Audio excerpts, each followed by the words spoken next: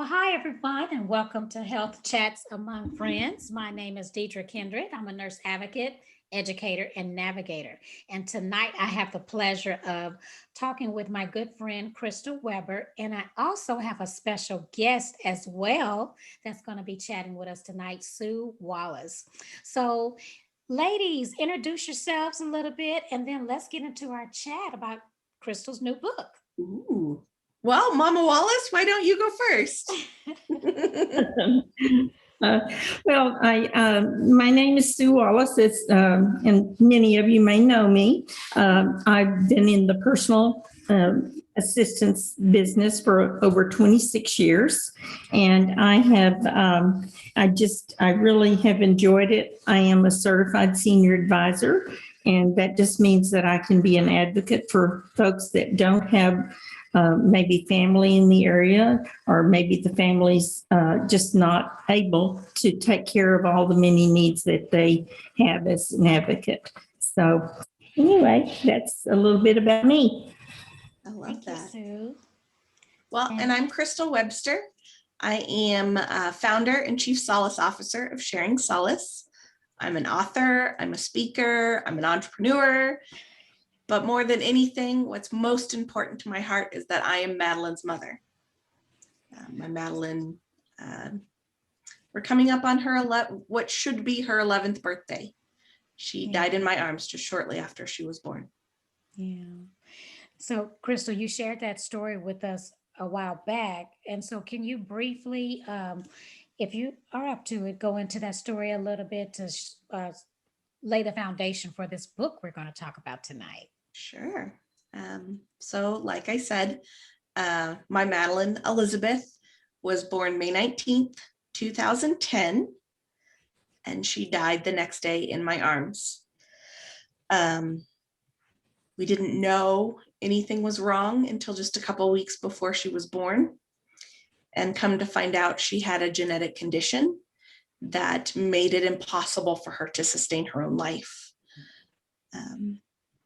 And it also made it impossible for my husband, her dad, and I to bring her biological siblings.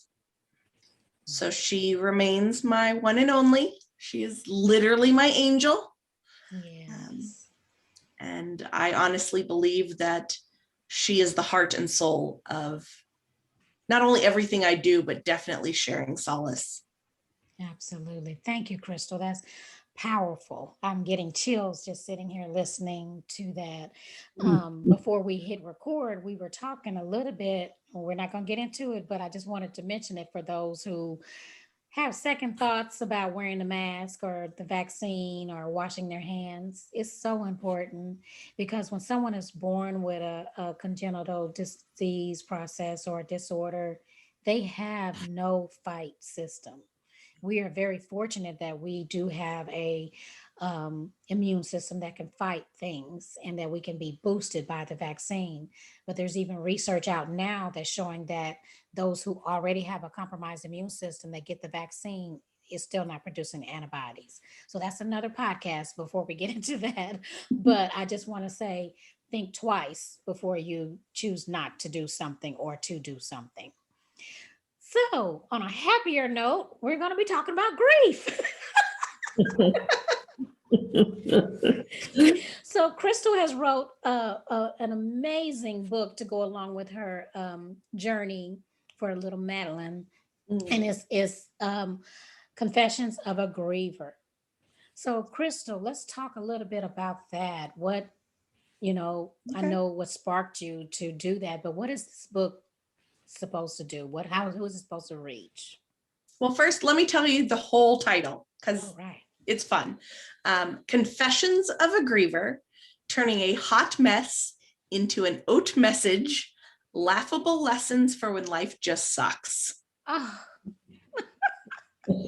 love it. I love it. Because sometimes it just does. Yeah. I mean, and I wrote this book because I had too many signs from above and the world and energy and we're saying to do something like this.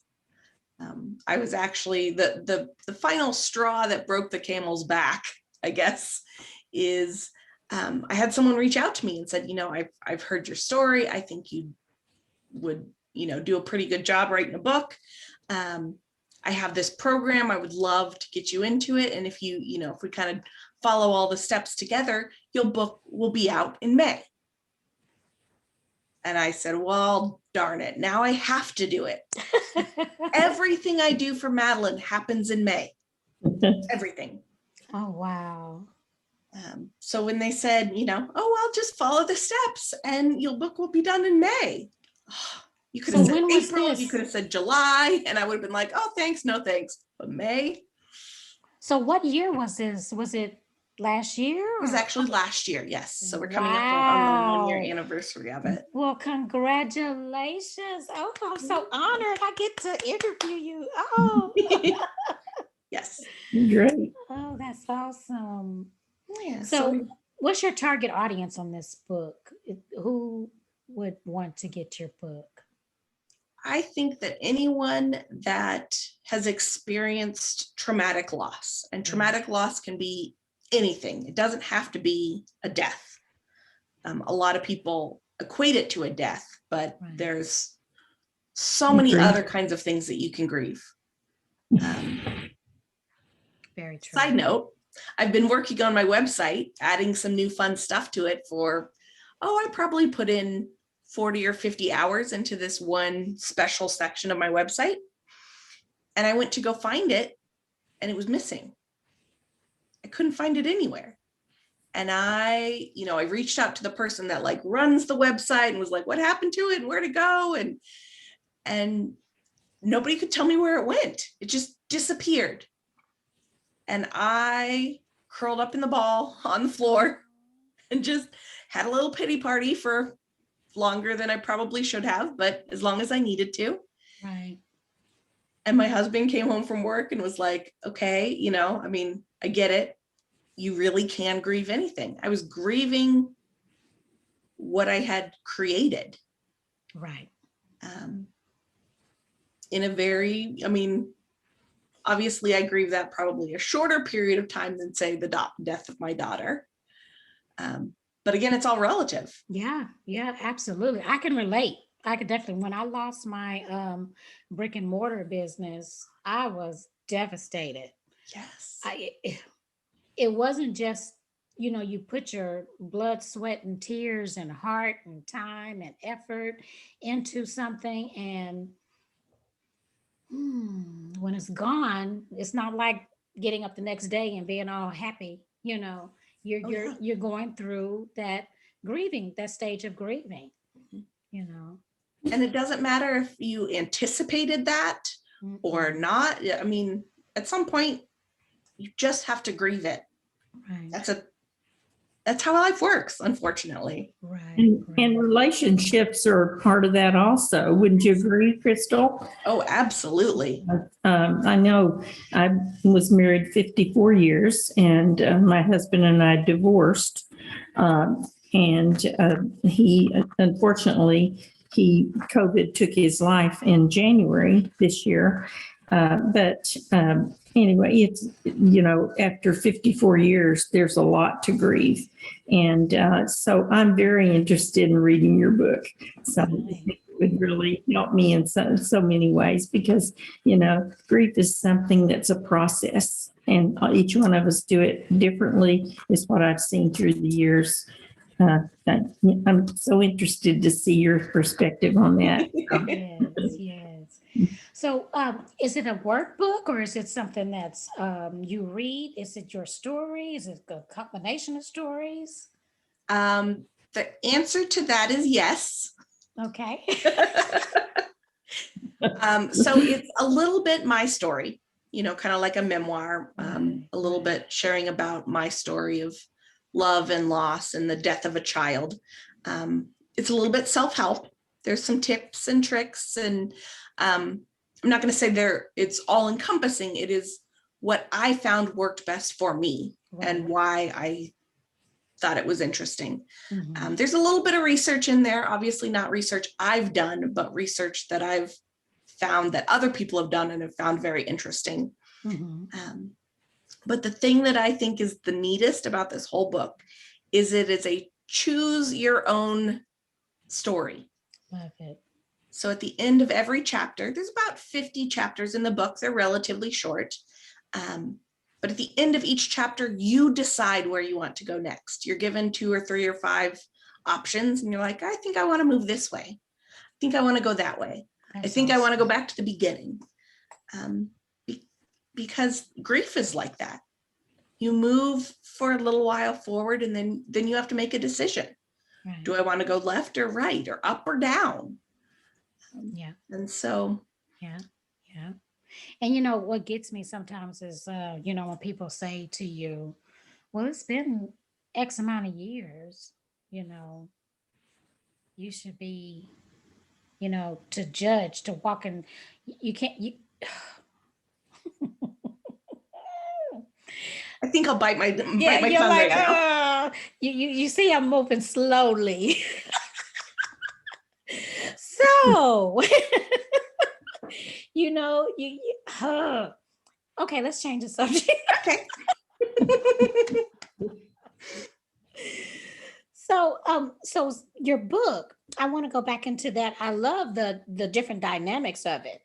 It's your story. It's a self-help book also, and it's basically you didn't hone in on just one type of personality. It sounds like you thought about different aspects, different perspectives of people and how they process things. I think so. I hope so. I Yeah. tried. Yeah. So where can you get the book? Is it on Amazon? Is it what's the best? Yeah, you can pretty much get it anywhere you want. If you want to go to Barnes and Noble, you can get it there. Okay. It is on Amazon. The ebook and the paperback are on Amazon. If you want something super special, a super special like signed copy, you can come to my website and get it. I don't have the opportunity to do that through the Amazon website. So, okay. But yeah, pretty much anywhere you like to get your books, you may have to request it, but it'll get there. It'll get to you. Now, the title, Confessions of a Griever, and then you mentioned the subtitle. So let's talk a little bit about that. What made you come up with that subtitle? Well, I was a hot mess for a long time. I was, for probably close to 5 years, I was living my life waiting to die. I'm not sure I really realized it at first. And then you just kind of go through the motions, and you're like, at some point I decided I needed to fish or cut bait. If you kind of know what I'm getting at. Right. And I realized that my Madelyn would not want me to behave the way I was. I was sad and depressed, and I didn't care who knew it. And I was bringing everyone else around me down. And so at some point I just had to kind of, say, okay, I'm changing. Right. I have to change. This is not how to live. You deserve applause for that, because so many people will continue to stay stagnant in that. And what you're doing is so amazing. You're creating a legacy for little Madelyn. Well, thank you so much. You are such an inspiration to somebody who has gone through it, or is going through it, or will go through it. Sometimes our tragedies turn into testimonies for others. And I commend you for doing what you do. You are truly amazing, and I am so happy to know you. Oh, you're so sweet. Thank you so much. Oh. And I join that. I just can't wait to get to know you better. I just, I think what a testimony, that was a wonderful word, Deidre, is that it sounds like it's a testimony to Madelyn and what all you went through to. Now it sounds like that you can be joyful about Madelyn and that she was, with you for a very short period of time. So I'm just, I applaud you also. I can't wait to read your book. Oh, well, thank you. Yes.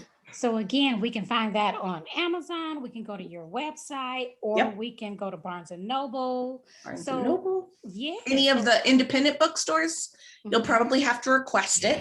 But Okay. I'm a big fan. There's a local bookstore here that I really, really like. Yeah. And so I go there every opportunity I get. I hear you. I hear you. So what part Crystal, of the country are you, where are you from? I'm just up the street in Kansas City. In Kansas City. Okay. Well, yes, yes. right. So Crystal, I want to just I want to just touch base a little bit on your sharing solace. Okay. So explain, as best you can in a brief description of what is sharing solace. So Sharing Solace is really where it all began. It started with just basically the concept of I felt completely alone and isolated in my grief.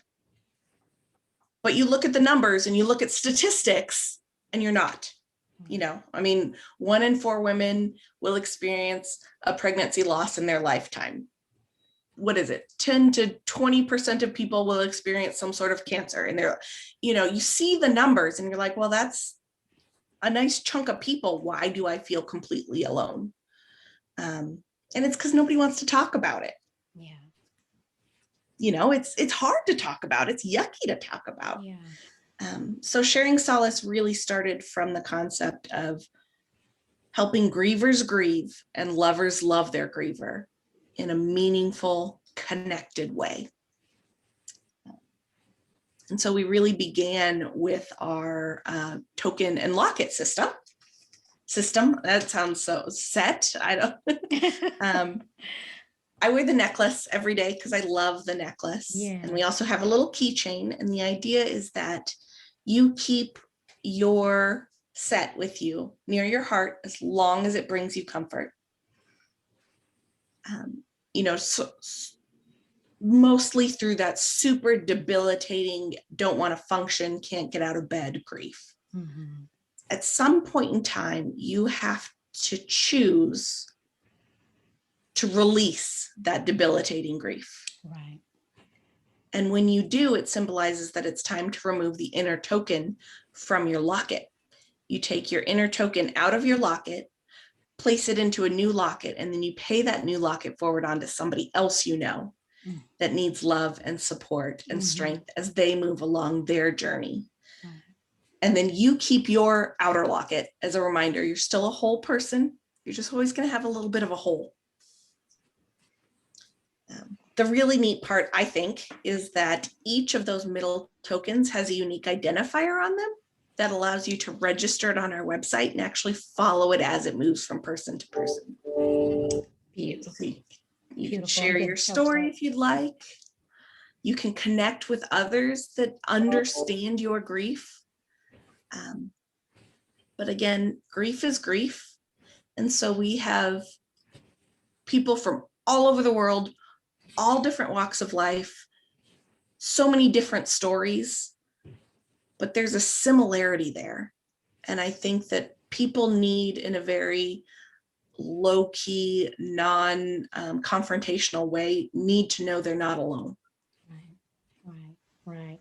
And I think this is majorly important since we are going through our season of COVID.